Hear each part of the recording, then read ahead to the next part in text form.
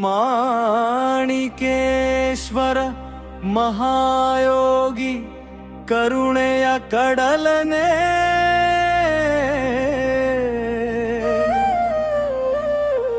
ಶಿವಭಕ್ತಿಯ ಜೀವರೂಪ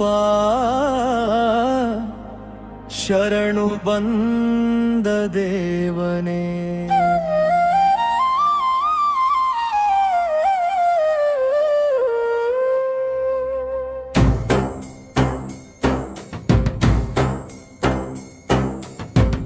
ದಿಗಂಬರ ಮಾಣಿಕೇಶ್ವರ ಗುರುನಾಥ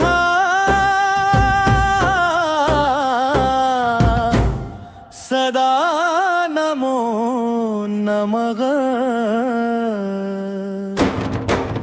ದತ್ತ ದಿಗಂಬರ ಮಾಣಿಕೇಶ್ವರ ಗುರುನಾಥ ಸದಾ ನಮೋ ನಮಃ. ಬೀದರ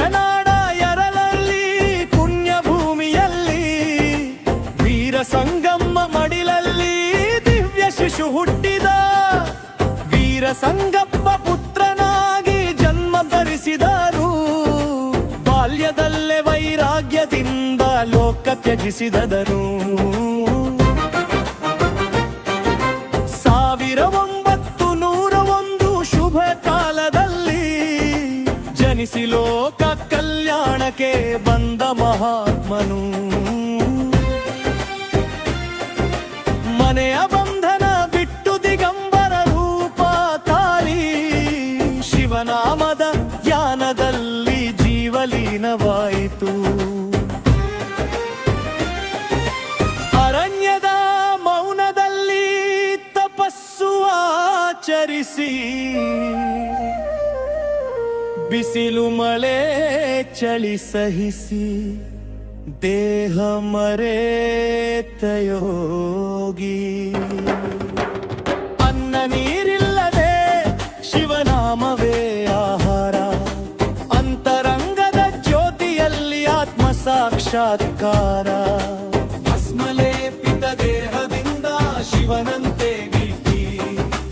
ಕಣ್ಣುಗಳಲ್ಲಿ ಕರುಣೆ, ಹೃದಯದಲ್ಲಿ ಶಾಂತಿ. ಲೌಕಿಕ ಆಸೆ ತ್ಯಜಿಸಿ ಪಥ ಹಿಡಿದ ಮಾಣಿಕೇಶ್ವರ ಮಹಾಯೋಗಿ ಶಿವಶಕ್ತಿಯ ಪ್ರತಿಬಿಂಬ.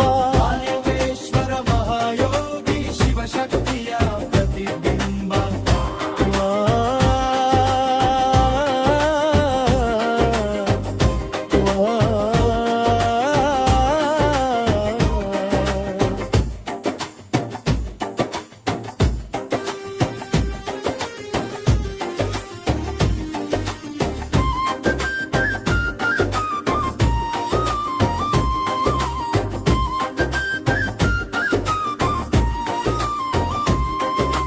ಭಕ್ತರ ನೋವು ಕಂಡಾಗ ಕರುಣೆ ಹರಿಯಿತು.